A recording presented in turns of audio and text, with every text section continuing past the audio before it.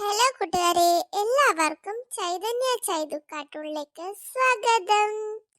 കൂട്ടുകാരെ, നിങ്ങൾക്ക് എല്ലാവർക്കും സുഖല്ലേ?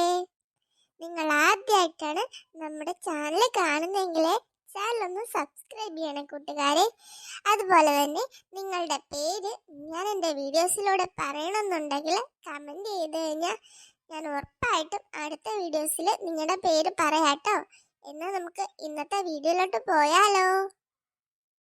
കൊള്ളാലോ കണ്ണ, നീ ഇവിടെ വന്നിരിക്കുവായിരുന്നു. നിന്നെ എത്ര നേരമായിട്ട് ഞാൻ അവിടെയൊക്കെ നോക്കി. എന്തിനാ ചേച്ചി എന്നെ തിരക്കിയത്? അല്ലടാ, നീ എന്തിനാ സങ്കടപ്പെട്ടിരിക്കുന്നേ? ഏയ് ഒന്നുമില്ല ചേച്ചി. ഇല്ല, നീ കാര്യം പറ. എന്താ കാര്യമായിട്ടുള്ള പ്രശ്നമുണ്ട്? അല്ലെന്നുണ്ടെങ്കിൽ നീ ഇങ്ങനെ സങ്കടപ്പെട്ട് ഒറ്റയ്ക്ക് ഒരു സ്ഥലത്ത് വന്ന് ഇരിക്കാറില്ലല്ലോ. ചേച്ചി, അത് പിന്നെ എന്റെ സങ്കടത്തിന് രണ്ട് കാര്യങ്ങളുണ്ട്.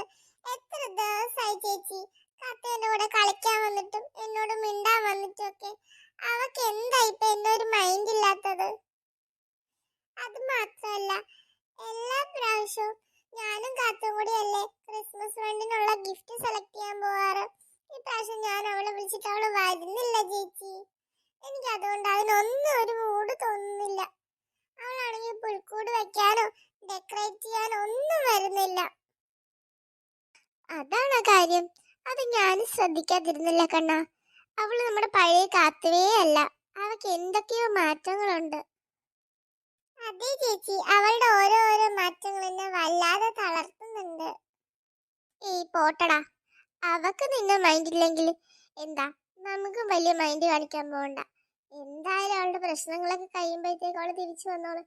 അവളോട് ഞാൻ ഒത്തിരി പ്രാവശ്യം ചോദിച്ചു എന്താ പ്രശ്നം എന്ന്. അവൾക്ക് പറയാൻ താല്പര്യമില്ലെങ്കിൽ അവള് പറയണ്ട. അവള് വരുന്നതിന് മുമ്പ് നമ്മൾ ഒരുമിച്ചല്ലേ ഇതൊക്കെ ചെയ്തോണ്ടിരുന്നേ. ഞാനുണ്ടടാ നിന്റെ കൂടെ.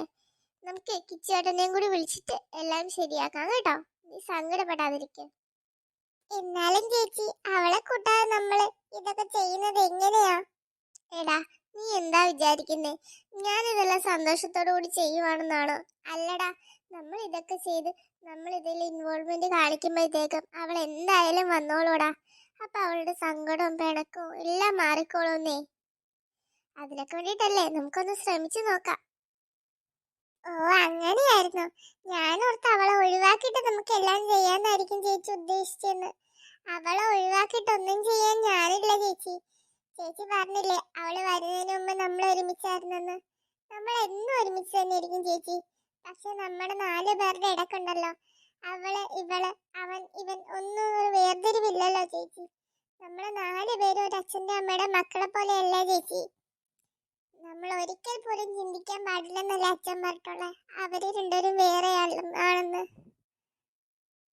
കണ്ണ, അവരാദ്യം വന്നപ്പോഴുണ്ടല്ലോ, നീ അവരോട് കാണിച്ച വാശിയും ദേഷ്യവും ഒക്കെ കണ്ടപ്പോ ഞാൻ ഓർത്തത് നമ്മള് 4 പേരും ഒരിക്കലും സെറ്റാവില്ലെന്നായിരുന്നു.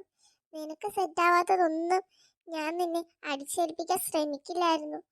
പക്ഷെ ഉണ്ടല്ലോ, ഇപ്പൊ നമ്മള് അച്ഛനും അമ്മയുടെ 4 മക്കള് തന്നെയാ. എടാ, നമ്മുടെ അമ്മ അവരെ പ്രസവിച്ചില്ലെന്ന് മാത്രമേ ഉള്ളൂ, അവര് നമ്മുടെ കൂടപ്പിറപ്പ് തന്നെയാ. അവരുടെ കണ്ണൊന്ന് നിറഞ്ഞാലോ, അവരുടെ മുഖം ഒന്ന് വാടിയാലോ പിടയ്ക്കുന്നത് നമ്മുടെ ഹൃദയത്തിലല്ലേ. അപ്പൊ നമ്മൾ അവരത്രയും സ്നേഹിക്കുന്നുണ്ടെന്നല്ലേ. നമ്മൾ നമ്മുടെ അച്ഛനും അമ്മനെ നോക്കാതിരുന്നാ പോലും അവര് നോക്കാതിരിക്കില്ലടാ. അത്രയും സങ്കടത്തിൽ നിന്ന് വന്ന അവരെ കൈപിടിച്ച് സ്വന്തം മക്കളെ പോലെ നോക്കുമല്ലേ നമ്മുടെ അച്ഛനും അമ്മയും. അതുകൊണ്ട് നമ്മൾ അവർക്ക് കൊടുക്കാവുന്ന സ്നേഹം മൊത്തം കൊടുക്കണം. അവർക്ക് ഒരു പ്രാവശ്യം പോലും തോന്നാൻ പാടില്ല അവർ അനാഥരാണെന്ന്. അതെനിക്കറിയാം ചേച്ചി. അച്ഛൻ എപ്പോഴും അത് തന്നെയല്ലേ പറയുന്നത്. അവർക്ക് അങ്ങനെ ഒരു തോന്നലുണ്ടാവാൻ പാടില്ല. അതുകൊണ്ടാ കാത്തു പിണങ്ങിയിരുന്നപ്പോ എനിക്ക് ഇത്രയും സങ്കടം വന്നത്. ആഹാ, നിങ്ങൾ രണ്ടിനും കൂടി ഇവിടെ വന്നിരിക്കുവായിരുന്നോ? എന്താണ് ഇവിടെ പ്ലാനിങ്? എത്ര നേരായിട്ട് നിങ്ങളെ അമ്മ അവിടെ കിടന്ന് വിളിക്കുന്നുണ്ടെന്നറിയോ? ഇല്ല കിച്ചേട്ടാ, ഞങ്ങള് കേട്ടില്ലായിരുന്നു. സാരമില്ല, കല്ലു ഇങ്ങോട്ട് പോരുന്നത് ഞാൻ കണ്ടായിരുന്നു. അപ്പം ഞാൻ അമ്മേനോട് പറഞ്ഞിട്ടുണ്ട് കല്ലും മരിച്ചോട്ടിൽ ഇരിപ്പുണ്ടെന്ന്.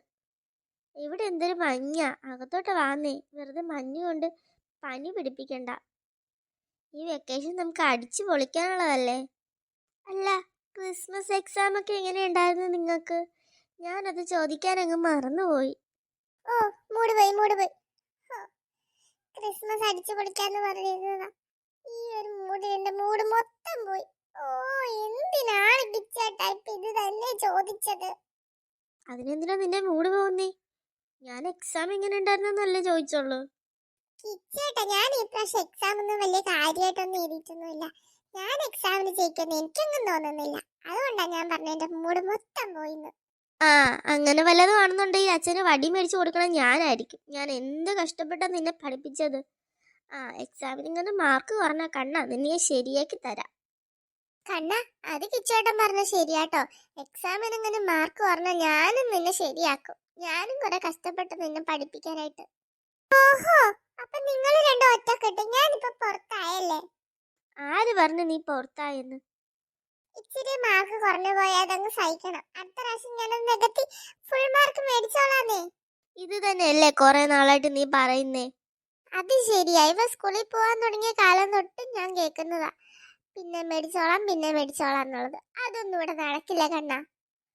ഓ, എന്നാ ക്രിസ്മസും വേണ്ട, പുൽക്കൂടും വേണ്ട, ഒന്നും വേണ്ട. ഞാൻ പോവാ. നിങ്ങൾ എന്താന്ന് വെച്ചാൽ ചെയ്യും. വലിയ കഷ്ടാണല്ലോ. കണ്ണാ, പോവല്ലേടാ. സാരയില്ല കിച്ചേട്ടാ, അവൻ എങ്ങോട്ട് പോവാനാ? അവൻ ഇങ്ങോട്ട് തന്നെ തിരിച്ചു വന്നോളും. കാത്തു വന്ന് നമുക്ക് കാട്ടിലോട്ട് പോയാലോ? നമുക്ക് പുൽക്കൂടിനുള്ള മുളയൊക്കെ വെട്ടാനായിട്ട്. ആ, പോകാം. പക്ഷെ കാട്ടിൽ വലിയ വലിയ മൃഗങ്ങളൊക്കെ ഉണ്ടെന്നല്ലേ അമ്മ പറഞ്ഞേ? അതൊന്നും വേണ്ട, നമുക്കെന്നാ വീട്ടിലുള്ള പത്തല വെച്ച് തന്നെ പുൽക്കൂട് സെറ്റ് ചെയ്യാം. ഏയ്, സാരയില്ല. കിച്ചേട്ടന് പേടിയാണോ? പേടിക്കണ്ട, ഞാനല്ലേ കൂടെ ഉള്ളത്.